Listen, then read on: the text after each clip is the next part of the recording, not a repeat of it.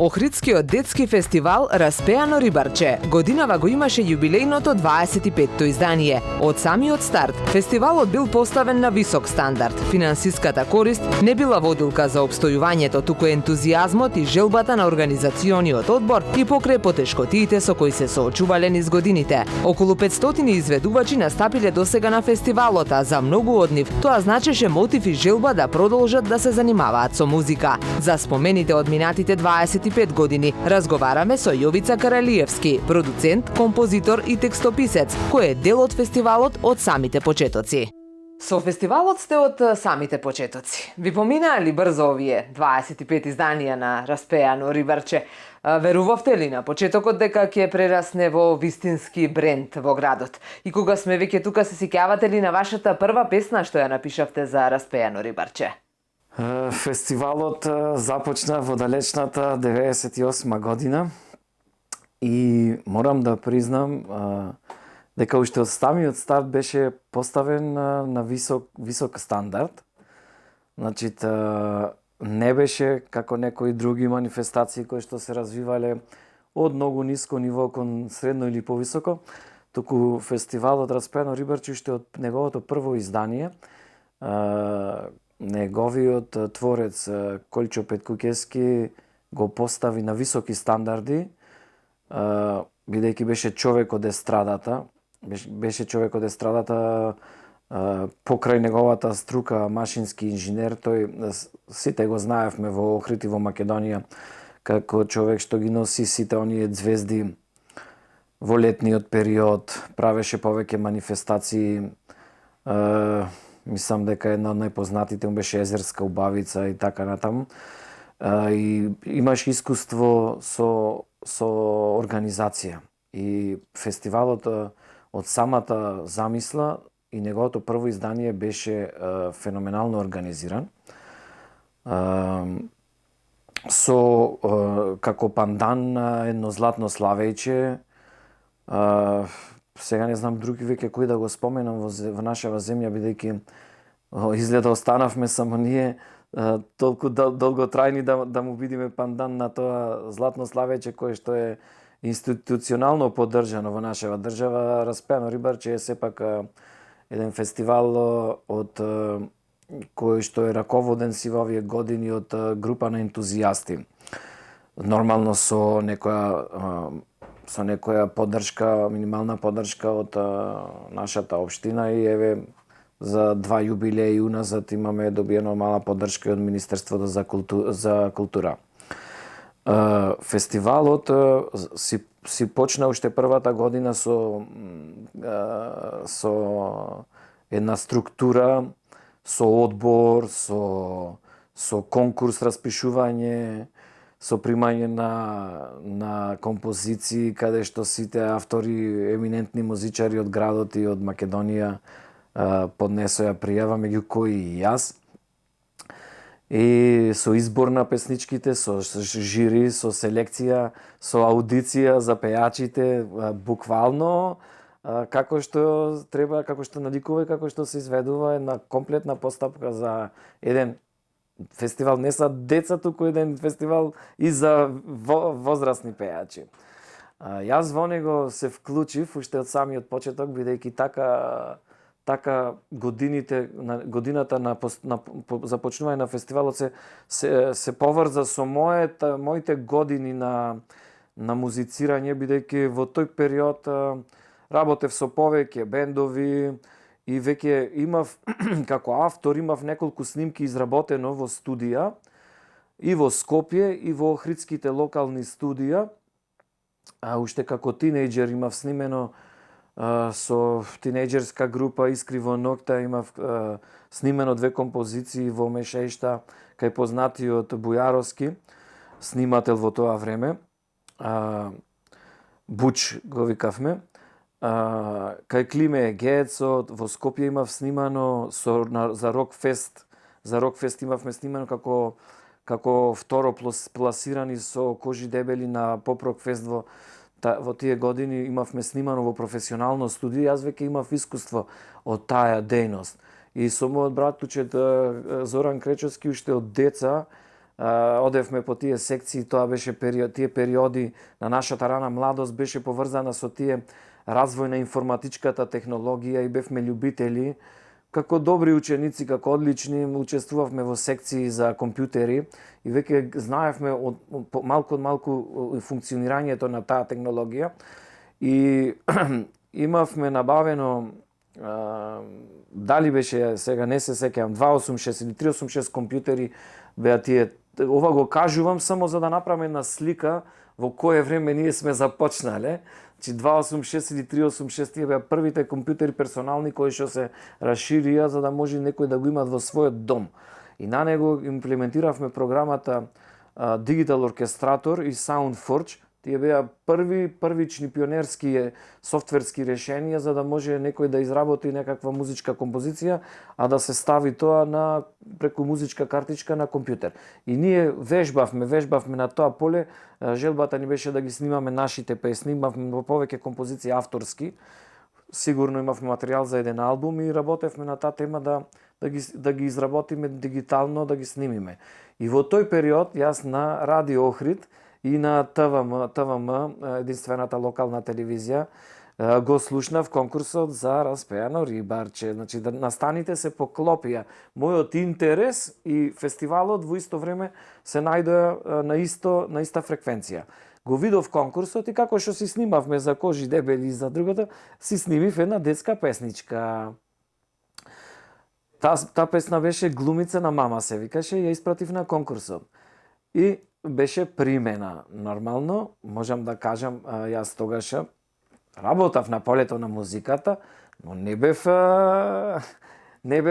познат, не бев некој етаблиран на тој конкурс во таа прва година. Значи, музички место зазедоа со своите композиции.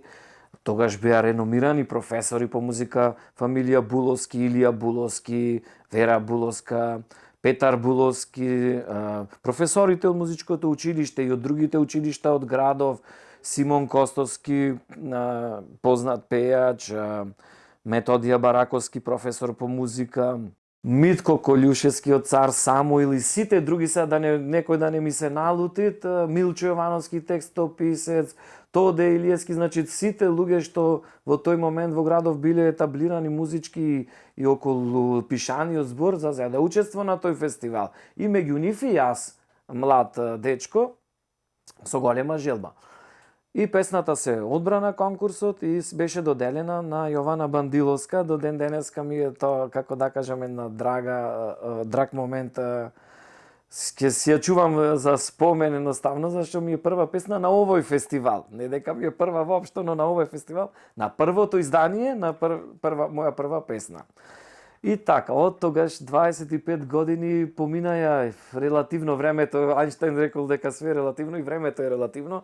И брзо, но и споро, затоа што поминавме стварно долго време, секакви периоди, но ете, до ден денеска успеваме да го реализираме континуирано со еден мал пропуст од оправдани причини, ради некои состојби во земјата што се случува, имаше пропуст.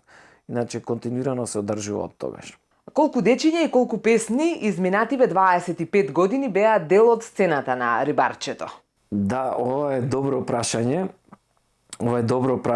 И мислам дека ќе најдиме време да направиме една убава архива и да попишеме. Во моментов немам таква архива и таков конкретен податок, но јас ветувам дека бидејќи Распеаното рибарче веќе е силна институција и мора да имат да бележат, да остават записи зад себе. Ќе седниме, ќе направиме еден попис буквално на сите, а сега ќе ви кажам малку паушален износ, значи тоа нека пресметка плюс-минус која што можда нема да биде 100%. Значи, во овие 25 години, по наше вака математичка пресметка, мислам дека се поминати плюс-минус околу 500 деца, затоа што некој пат имало над 20 учесници, некој пат имало под. Некогаш во една песна знаат да учествуваат и 2 дечиња, 3, значи другарчина, роднини. значи излегуваме во пресред на сите желби на учесниците. Значи, глобално би било околу 500 дечи тука, значи, потенцирам, тие се интерпретатори. А како учесници во фестивалот, ние имаме и танцови групи, најмалку две различни танцови групи, а во одредени периоди од фестивалот сме имале и хорче кое што го работиме низ фестивалот за потребите на фестивалот, а потоа тоа хорче е и на сцената, на сцената. Тој хор, еве сега прв пат ќе спомнам вака низ интервјуава за Распеано рибарче, сме имале повеќе интервјуа, сите наши учесници дале различни интервјуа на различни медиуми. Еве сега баш ми текна утрово, малку се подготвував со податоци, ми текна дека Стојан Златановски го спремаше тој хор. Значи, тој беше исто една еминентна музичка личност, познат по својата тајфа, чалгиска тајфа охридска. Значи, Стојан Златановски го спремаше тоа хорче за потребите на фестивалот. Бројна песни, значи исто така, бројна песни исто околу 500 плюс минус. Ете, јас 200 и нешто, не знам, можеби до 250. Сигурно, некаде можда не сум комплетен автор, некаде сум само аранжер, сум правил соработки со нашите музичари, со нашите текстописци, но сигурно сум бил ангажиран или ете сум напишал плюс минус аранжмани или песни околу 200-250, јас лично, бидејќи ние гледаме во фестивалот да ги вклучиме, повеќе луѓе, повеќе личности, нормално во рамките тоа да има некој квалитет, во рамките на стандардите. Еве ќе кажам дека во Распеано рибарче, сега во моментов што ми се јави идеја, че песна напишале големиот Драган Мијалковски, Гарабет Табитјан Джуниор, Ристо Самарџиев, Владимир Дојчиновски. Значи, овие сега во моментов што ми текна автори што се на нашата музичка сцена, значи тие го виделе нашиот квалитет, го дознале нашиот квалитет и решиле да земат учество на тој фестивал.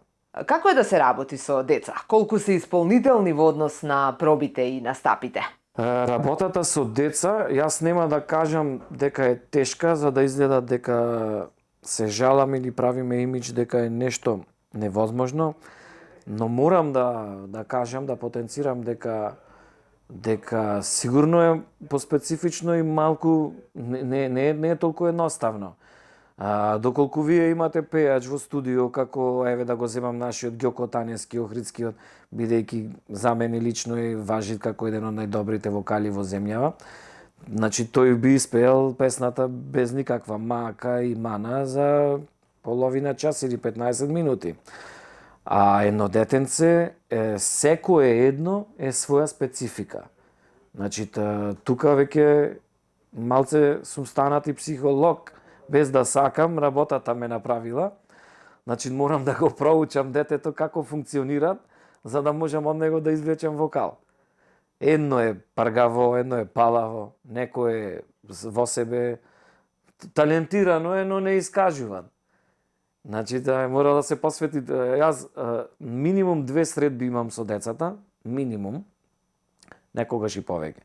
Првата средба ја правам, чисто онака разговарам со родителите и го гледам детето, за да го скенирам каков карактер е.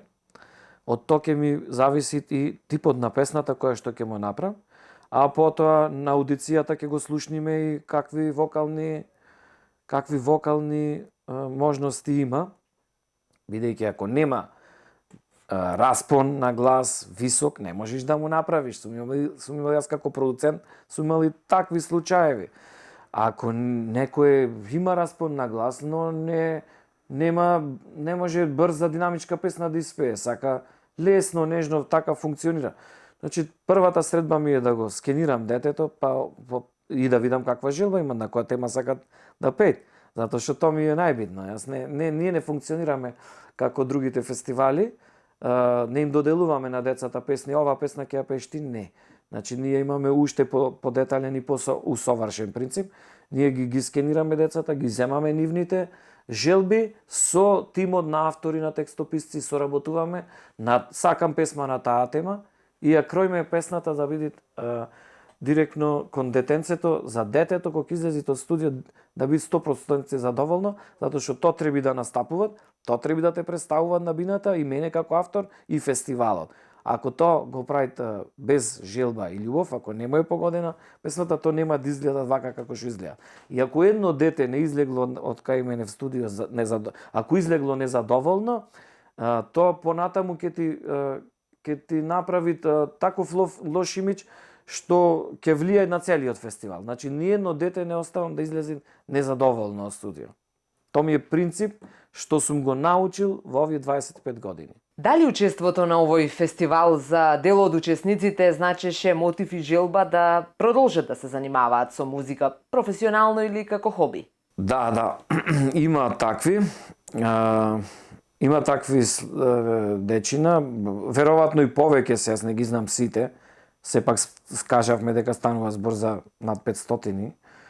Значи, тебе сега во моментов, ако ми текнитето од првите изданија, дечкото Бранко беше исто хитче детенце, така прифатено.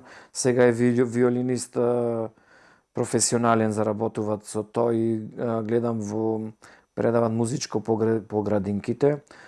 Исто се сеќавам од тие први изданија. Марија Неданова заврши музичка академија, знам дека нешто и продукција, мислам дека се занимаваат и таа професионално на таа тема. Незе морам специјално да ја поздравам затоа што ги пронајде во една незина реконструкција на домот, ги пронајде видеокасетите VHS од првите изданија и со најголем незин кеф ми ги даде да ги чувам јас. Сега би го спомнал тука, знам дека исто овој Антонио Ристевски, Тони и две жени, исто има музичка кариера, знам дека настапува по светов, снимаше и песни, и тој е од Распеан Рибарче. Симона Поповска, нашата, таа е веќе етаблирана музичка звезда во Македонија, покрај што е доктор лекар, има и своја музичка кариера, исто првите песнички ги напишав јас конкретно. Сега има и повеќе во моментов, знам дека многу од нив се занимаваат и со музиката како струка од аспект на формално образование, завршиле музичко средно академија и така натаму, но сепак ќе кажам сега во тие 500 јас не можам, во моментов немам податоци, а треба можеби еве идеја за Милче Јовановски, бидејќи тој е на ова поле поетаблиран и искусен, да се напише една монографија каде што ќе прибериме доста податоци и мислам и дека и време е да се направи тоа нешто. Годинава беше на негова идеја, на песнарката, додадовме еден нов дел, тоа беше негова идеја, реализација. Додадовме еден нов дел каде што сите ние учесници, еве, да речам соработници и организационен одбор на фестивалот, дадовме една мини излагање како секој започнал секој своето искуство, како започнал со фестивалот и како сите овие години функционира во него. Го ставивме како додаток на песнарката, што досега не беше во пракса. Може ли да направите споредба околу тоа колку работите се сменети од почетоците па до денес? Рибарчето уште во почетоците професионално беше поставено мислам дека и македонска телевизија го пренесуваше тешкотијата во тие првични изданија беше во снимањето на аудио делот. Така и јас се вклопив во Рибарчево, од кога влегов со првата песна, ние се спријателивме со Коле Петкукевски, останатиот тим, еве ќе го искористам приката да ги спомнам сите. Значи, Милче Јовановски како представник од Радио Охрид, како медиумски помагател во тоа време, тој го пишеше сценариото, предговорите, голем број од текстовите. Мери Димзовска, Елизабета Здравевска како кореографки. Димче Китродовски заедно со мене подосна се приклучи. Значи,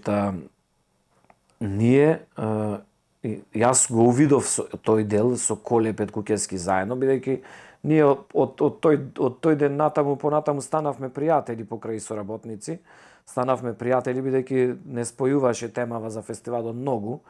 Бевме ентузијастички и со љубов насочени кон тоа. Го увидувавме тој дел дека немаме во градот каде да го реализираме аудио делот. Доаѓаше продуцентот Скопје, Маријан се викаше, ќе ми прости резимето моментов нема да се сетам. Доаѓаше и импровизиравме на таа тема. Се земаше соба во хотел Палас, таму спиеше тој, па доаѓаа музичарите во собата, ги припремавме музиките, со демо снимките, аранжманите, идаше тој со некоја портабл пренослива опрема, синтесайзери, некој хард диск рекордер, ќе ги земеше демо снимките, ќе ги работевме аранжманите. Се сеќавам, значи денеска е смешно, вистина некој нема ни да разбери зашто правиме муабет, ги имам носено на дискета аранжманите, на дискета флопи диск. Денеска децава што мислат дека е иконата за сейф, тие не знаеш што е тоа. Иконата за сейф не знаеш што е денешниве. Не е смешно, тие не знаеш што е тоа. А ние ја носевме таа дискета со материјал, значи аранжманот направен на дискетата, тој ја ставаше во синтесайзерот и така натаму. Технологијата беше таа што беше, но сепак се работеше професионално, освен делов кај што ни беше импровизиран затоа што немавме во градот во тој момент таква одговор на тоа прашање. Еве, ќе кажам, вокалите ги снимавме во Отекс фабриката, радиостаницата, разгласната станица имаше убава пристојна просторија за таква намена. И кога ќе се сработеа песмите, Маријан повторно доаѓаше и сите вокали ги снимавме тука и на некои други импровизирани места. И тогаш се јави нашата идеја да направиме едно такво студио, да можеме да го работиме сами.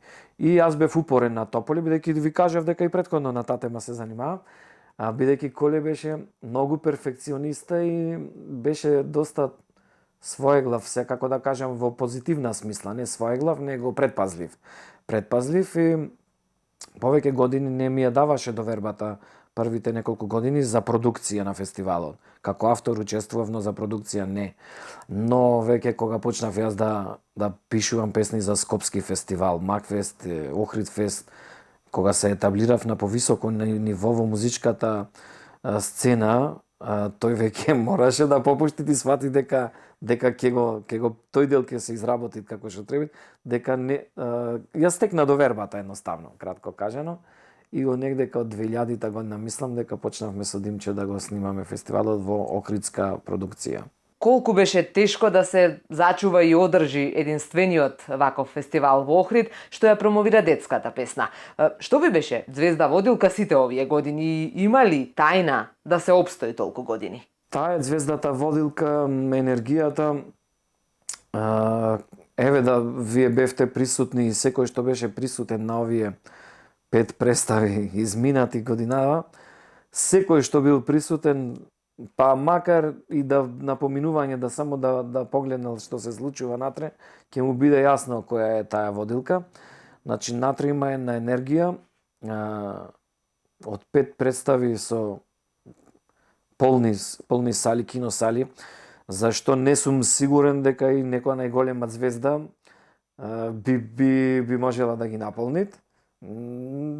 Односно сигурен сум дека не може дека да ги наполни.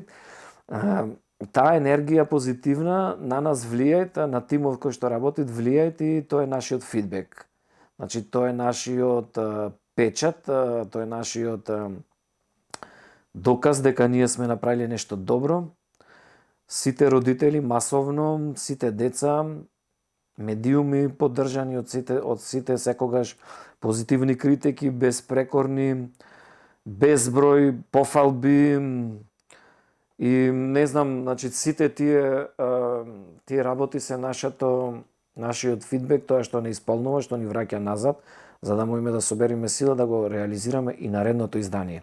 А 25 години не беа ни малку лесни да се одржи во сите тие години фестивалот, затоа што како и се во животот имат синусоида, имат и падови, и подеми, има движење, значи тоа е живот, и фестивалот има свој живот. Имало години кога таква била климата во земјата и во градот, да некому не му се размислувало буквално за ништо, а камоли за детски фестивал.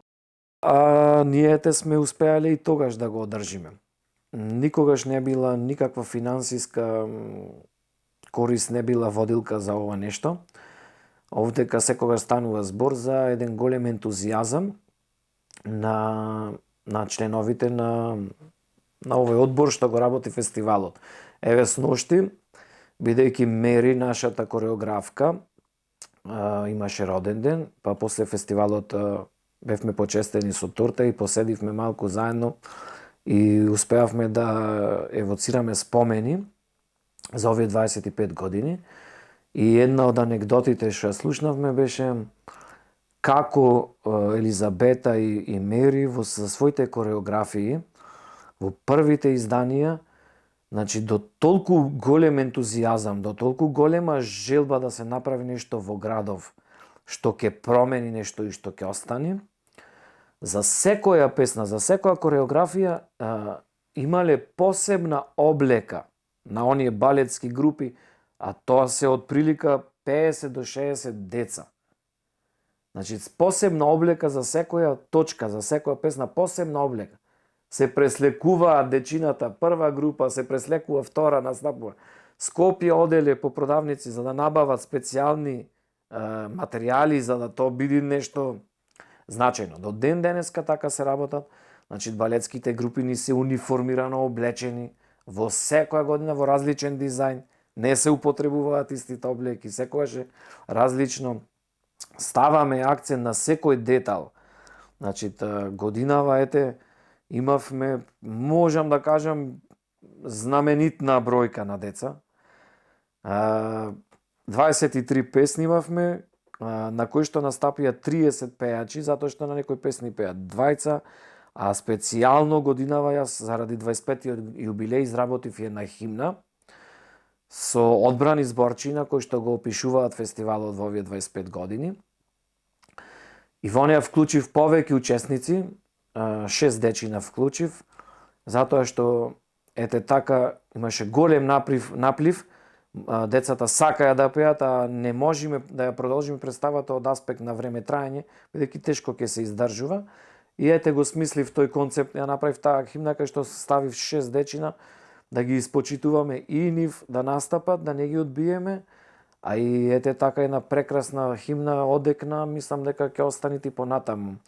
Во онези ја кажав, во еден краток стих ја кажав суштината во химната на фестивалче, ова што ме прашавте вие на прашање, тука и одговорот. Еден од стиховите: долго плови и на бранче распеаното рибарче. Тоа е кратка реченица, но во себе содржи многу. Тоа кажува дека нашето рибарче со своето кајче Охридско не плови само на мирни води, току плови и кога има бранче.